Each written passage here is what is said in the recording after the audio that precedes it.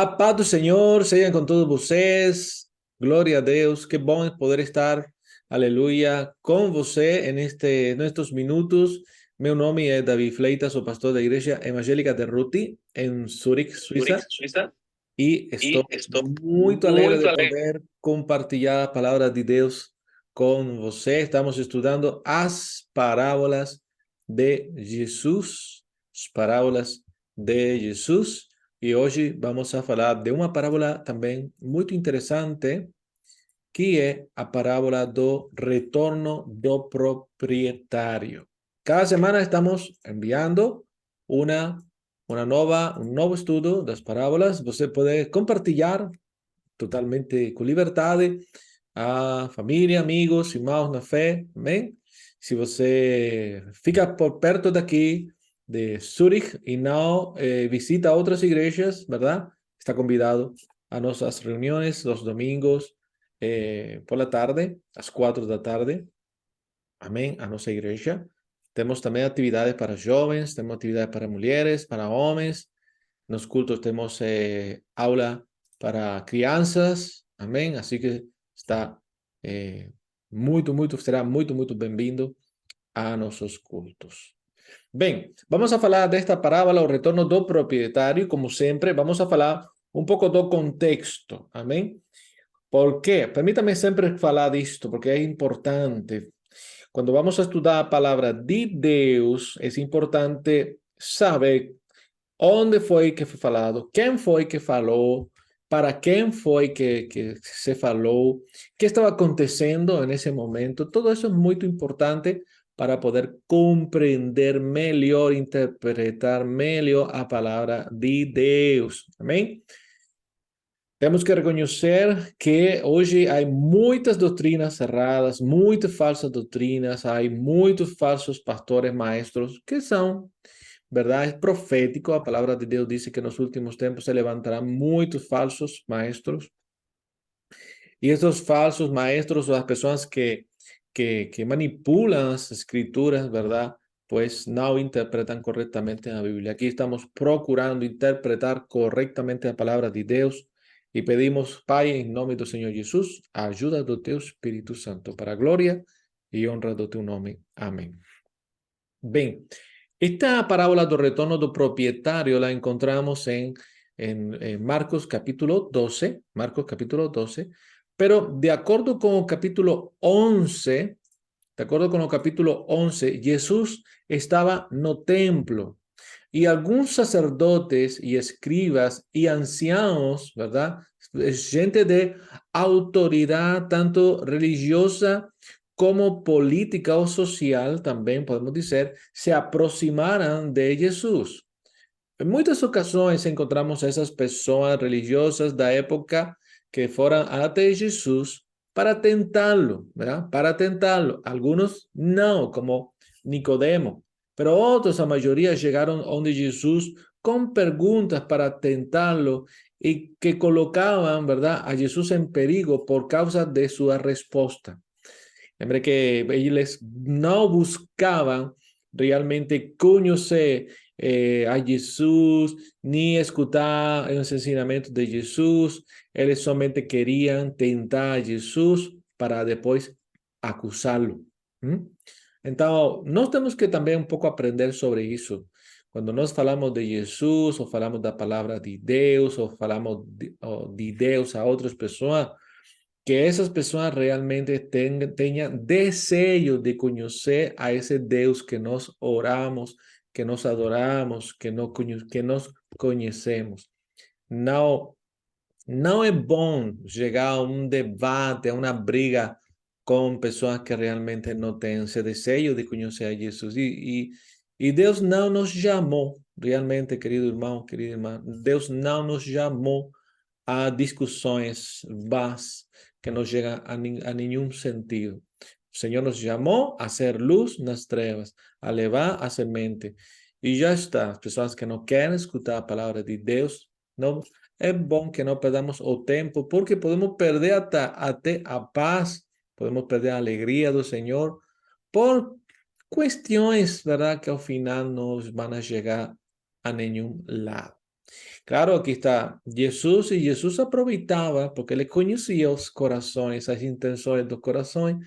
E eles le perguntaram a Jesus com que autoridade ele estava fazendo o que ele fazia e quem le dio essa autoridade. Bueno, estos sacerdotes perguntaram isso a Jesus porque lembrem, nesse capítulo 11 de Marcos, Jesus entrou no templo e viu que faziam negócios, haviam ladrões dentro do templo de Deus e ele limpou a casa do Senhor. Amém? Então eles perguntaram por que isso. E depois Jesus respondeu, ok, ele respondeu com outra pergunta, se o bautismo de João era um bautismo de Deus, ou se João era um profeta, não era um profeta. E então, verdade, aí encontramos como os próprios religiosos têm que pensar em que vai responder o povo respeito a lo que eles pensam no João, porque para o povo, muitos do povo judeu, João era um profeta do Senhor. Bem, então eles não sabem o que responder e ficam envergonhados delante de Jesus, e Jesus disse, ok, vocês não sabem me responder sobre isto, então eu vou responder com que autoridade eu faço. E no capítulo 12, verso 1, então encontramos esta parábola. Então, é muito importante porque você agora vai entender por que Jesus falou isto. Capítulo 12, verso 1. Então começou Jesus a falar-lhes por parábolas. Um homem plantou uma vinha, cercou-a com uma sebe, cavou um lagar, edificou uma torre, depois arrendou-a a uns lavradores e assentou-se do país. Este tipo de relación inquilino, arrendamiento, era una práctica común en los días de Jesús, ¿ok? Especialmente en la región de Galilea, habían personas que tenían mucho dinero y ellos compraban las tierras, compraban viñas y después arrendaban a otras personas, sus labradores, para que ellos trabajaran la tierra y después entregaran beneficios para el dono. ¿Ok? Eso era, y hoy en día también eso acontece, ¿verdad? Personas que tienen posesiones, mas no trabajan, esas tierras trabajan en otras personas. Jesús deja bien claro que esos labradores no son los propietarios, ¿ok? Hay un hombre que plantó una viña, trabajó en esa viña, la cercó, cavó un lagar, o sea, para que tuviese agua, edificou uma torre para vigiar, verdade, dos animais salvagens, e então arrendou aos lavradores. Então, esse homem preparou tudo para que estes lavradores pudessem trabalhar nessa vinha. Note que fazer uma vinha tem que limpar a terra, ok? Tem que colocar semente, tem que cuidar y los labradores lo único que tienen que recoger o fruto, ¿vale? Esto es muy importante porque el máximo, el trabajo más fuerte ya había feito aquel dono de esa viña. Entonces, no tiempo propio, o sea, cuando ya era un momento de coleta, ese dono envió un servo a los labradores para que deles recibiese dos frutos de la viña, ¿ok? ¿Ven? O sea, había un arrendamiento, había un acuerdo y encontramos aquí, ¿verdad? Como Jesús faló a un público que era judeo, ¿ven? Eles eran judeos y ellos sabían que cuando se falaba da viña, esa palabra viña representaba muchas veces en el Antiguo Testamento como una ilustración a Israel. Você pode encontrar em Isaías, capítulo 5, verso 1 até o 7, donde Deus fala da sua vinha, que é o povo de Israel. Então, estos agricultores, estos labradores representan os gobernantes e o povo religioso de Israel, e a vinha representava, como um todo, ao povo de Deus. O proprietário havia arrendado essas terras y un pago sería el fruto de esas tierras. Algo totalmente justo. Amén. Un acuerdo que ya estaba establecido. e chegou a hora de cobrar, ok? Porque é minha terra, você trabalha e eu recebo. Mas no verso 3 dice que estes apoderándose dele, de aquel servo, o espancaran y o mandaran embora de manos vacías. Note isso. Os lavradores não compraram a vinha, os lavradores não plantaram a vinha, não construíram uma torre, não cavaram um lagar, não colocaram uma cerca, eles não fizeram nada. El propietario permitió-les trabalhar nessa vinha, mas eles se voltaram contra o proprietário. Eles se voltaram contra o proprietário e dice que quando enviaram aquele servo do proprietário para receber fruto, espancaram e o mandaram embora de mãos vazias. Por alguma razão, esses lavradores acreditavam que eram donos de algo que não les pertencia. Probabilmente per lo trabajo, probablemente per lo esfuerzo, probablemente per lo tempo dedicado a esa viña, probablemente porque el propietario no estaba, por ahí solamente envió o servo, ¿verdad? Para recibir el fruto. Ellos llegaron a pensar que esa viña era de ellos. Y entonces espancaron y mandaron embora manos vacías a ese primer servo. No verso 4 dice que tornó ese dono a enviarles outro servo e a este feriram na cabeça e o ultrajaram. Então diz, enviou ainda outro e a estes mataram e a outros muitos, dos quais a uns espancaram e a outros mataram. Note o seguinte, o proprietário foi muito paciente. Foi muito paciente. Ele enviou servos após servos, mesmo quando foram maltratados, insultados e até outros mataram. Como dono da vinha naquele momento não estava presente, os lavradores zombaram da sua autoridade. Eles logo perceberam que, embora não pudessem ver o dono, a sua autoridade ainda era real porque ele estava enviando seus servos.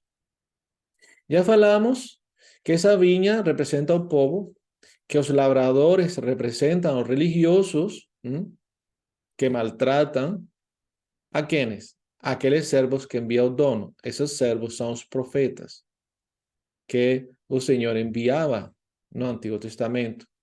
Esos são os profetas, os pastores de Israel que o Senhor enviava para levar o fruto para Deus. Que fruto? Fruto de arrependimento, fruto de obediência. O asunto es que estos labradores no hacían bien su trabajo. Eles acreditaban que eran los donos. Então, no verso 6 dice, ora tinha ele ainda o seu filho amado, a este le envió por último, diciendo, a meu filho terá un respeto. Y aquí encontramos, ¿verdad? Que quien representa a ese filho, mismo Jesús fala de ese filho, filho amado. Ese filho amado é ele. Esse filho amado é Jesus. Então, vamos a encontrar aqui como Deus foi enviando e enviando mensageiros, profetas, verdade? Enviando servos de Deus para falar ao povo, mas os lavradores, neste caso, os religiosos da época, em lugar, verdade, de escutar e de dar a Deus o que era de Deus, eles maltrataram. Até que ao final, dice no verso 7, aqueles lavradores disseram entre si, este é ordeiro, vinde, matémoslo, e a herança será nossa. E agarrando-o, mataram e lançaram fora da vinha. Estos agricultores, estos labradores eran muy estúpidos. Aparentemente, ellos pensaran que si matasen a un filho do propietario, o propietario desistiría y os dejaría ficar con a viña, con algo que era dele. Esta parábola nos dice que Jesús sabía que él era o filho de Deus. Y esta parábola nos enseña que él sabía que en breve sería muerto, porque no tardó mucho tiempo después. O filho fue o mensajeiro final, ya no habría otro. O aceitan a mensagem do filho, ou enfrentarão certo julgamento. Se você não escuta o bem-amado Filho de Deus, então você rejeitou sua última esperança. Ele é o ultimato de Deus. Jesus, não santos nem outros deuses, só Jesus. Nada permanece quando Cristo é rejeitado. Ninguém mais pode ser enviado. O próprio céu não contém mais nenhuma mensagem para oferecer. Se Cristo for rejeitado, a esperança será rejeitada. Por eso la palabra es bien clara cuando dice, al que cree será salvo, y aquel que no cree dice, ya está condenado. Ya está condenado. No está condenado por no acreditar, sino que ya está condenado. A salvação somente é em Jesus, não há outra. Ele é o caminho, a verdade e a vida, não há outro. É a luz do mundo, não há outro. Ninguém vai para o Pai senão por mim, disse Jesus. Então, esta é a história do próprio mundo. A história de um mundo que golpea os servos de Deus. Isso hoje mesmo continua acontecendo assim. Hoje mesmo continua acontecendo isto. E a vezes até próprio dentro das igrejas não querem escutar Jesus. Não querem escutar a palavra de Deus. Não querem escutar a mensagem de Cristo. Querem escutar outras coisas. E maltratam os pastores. E maltratam aos servos de Deus. E preferem escutar aos falsos profetas. Hoje está acontecendo isto. Hoje está acontecendo isto. Que fará, pois, o Senhor da vinha? Que fará? Algunos piensan que ya, bueno, Jesús murió y ya está, ya todo aconteció. Sí, pero la historia ainda no terminó. Virá e destruirá os lavradores e dará a vinha aos outros. Virá e destruirá os lavradores. Por quê? Porque a vinha é dele. A vinha é dele.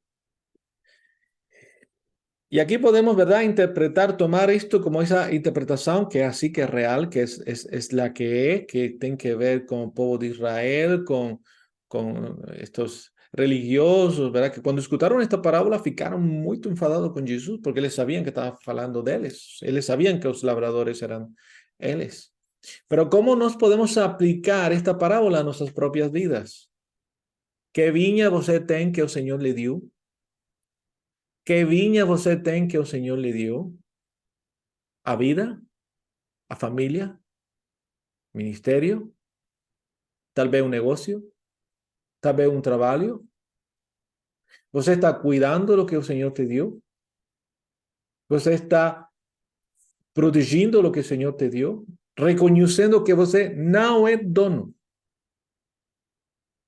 mas sim um mayordomo, um lavrador.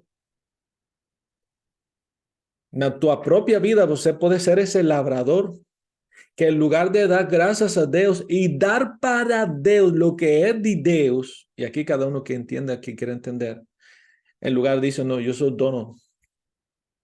Mas después, preenchemos nossa boca, obrigado Deus pelo trabalho, obrigado Deus pela casa, obrigado Deus, ¿verdad?, pelo carro. Mas quando o Senhor nos pide algo que pouco em comparação com todo que o Senhor nos deu, não. Nós acreditamos que somos donos e não somos donos. Realmente, se você pensa, você não é dono nem do ar que há em seus pulmões. Não é dono. Não somos donos nem da sangue que corre por nossas venas. Não somos donos nem sequer do tempo.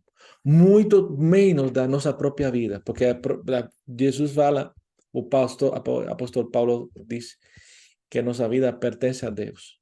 E que dizer do corpo? O corpo, templo do Espírito Santo. Já não sabes que teu corpo não é de você? Note isso. E eu penso, o Espírito Santo trouxe essa convicção de que não somos nós. Estamos trabalhando com algo que o Senhor nos deu, com minutos de vida, com dias de vida, com horas de vida, com anos de vida. O Senhor nos deu essa nossa vinha. O Senhor nos deu um esposo para cuidarlo, para amarlo, uma esposa para cuidarla, para amarlo, uns filhos que não são nossos, que são de Deus. O Senhor nos deu um trabalho. O Senhor nos deu talvez um ministério, um dom, um talento, algo para fazer. O que estamos fazendo com isso? O que estamos fazendo? E aqueles que são pastores, aqueles que pastoream a igreja. Eu he escutado pastores dizer, é que a minha igreja, a tua igreja, perdão, a tua igreja, você comprou a igreja com sua sangue. Não é a tua igreja. É a igreja que você pastoreia pela graça de Deus. Não é a tua igreja. O Senhor vai te demandar da sua igreja a você em algum momento. Então, não é nossa. Os ministérios não são nossos. Os ministérios são uma forma de nos servir a Deus, mas não são nossos. Quanto antes entendamos esto, melhor. ¿Por quê? Porque isso nos vai ajudar a fazer um trabalho excelente para Deus e cuidar lo que temos para o Senhor. Devemos cuidar, aleluia, do que o Senhor nos deu, reconhecer que Ele é o dono de tudo que somos e de tudo que temos. E eu te quero dizer algo também, querido irmão, querida irmã. Esse irmão e essa irmã que vão para a igreja adorar ao Senhor com você cada domingo, também é de Deus. Então, temos que cuidar do que é propriedade do Senhor. Lo que é propriedade do Senhor, temos que cuidar, temos que amar. Amém? Porque algum dia o Senhor virá e vai destruir os lavradores, esos maus lavradores que fizeram daño, esos maus pastores que manipularam a palavra de Deus, que enganaram ao povo de Deus, que trouxeram tristeza e amargura a filhos e filhas de Deus. Ei, Deus mío. A palavra de Deus bem clara com respeito a isso. É melhor você colocar um molinho no pescoço, que antes que ferir um destes pequeninos. Porque horrenda coisa é cair nas mãos de um Deus vivo. Ele é Deus, é amor, mas também fogo que consome. E o Senhor dará vinha a outros. Você não usa bem, você não reconhece a Deus, pois que o Senhor vai te quitar lo que você não cuida. Você não agradece a Deus pelo trabalho, não agradece a Deus pelo que o Senhor te deu, pues lo más probable es que el Señor va a retirar lo que te dio. ¿Por qué? Porque es de Él. Es de Él. Es de Él. Y lo que es de Él, Deus fez como Él quer, porque Él es el dono. Él es el Señor dos señores, Rey dos reyes, el soberano. Aleluya. A Él sea gloria, honra y louvor. Esa igreja donde nos congregamos, la igreja de Ruti, não fazemos nosso trabalho como igreja, como um candeleiro, luz nas trevas. Pues a palavra de Deus bem clara também. Ele vai retirar o candeleiro do seu lugar. Porque se não sirve para alumbrar, pues não sirve para nada. Então vai retirar e colocará outro candeleiro. Então temos que ser claros com isto. E aqui cada um, ¿verdad? Que se autoexamine y se julgue a sí mismo, aleluya, conforme a palabra do Senhor. A próxima semana vamos a falar da semente que cresce, outra palavra muito linda. Pai amado, muito obrigado pela tua palavra. Senhor, ajuda-nos. Ajuda-nos a ser bons labradores. Tal vez, Señor, no tenemos ministerio, tal vez el Señor no nos dio, no somos líderes de nada, Señor, pero hay algo que el Señor nos dio a propia vida, é nossa vinha. A família é nossa vinha. O trabalho é nossa vinha. O tempo é nossa vinha. Y tal vez algunos tienen ministerios, son líderes en iglesia o son pastores. Señor, ayúdanos a ser labradores fieles, a trabajar con excelencia para el Señor y reconocer que el Señor es el dono de todo lo que tenemos y todo lo que somos y dar al Señor lo que es del Señor. Yo te peço y te doy gracias en nombre del Señor Jesús. Amén y amén. Que a paz do Senhor seja com todos vocês. Um abraço. Aleluia. Lembre, domingo às 4, pelo Facebook e internet. Igreja Evangélica de Ruti, Facebook, também internet. Também nos encontra em Instagram e também no site da Igreja Evangélica de Ruti. Nos encontra. Um abraço muito forte e uma semana muito abençoada. A paz.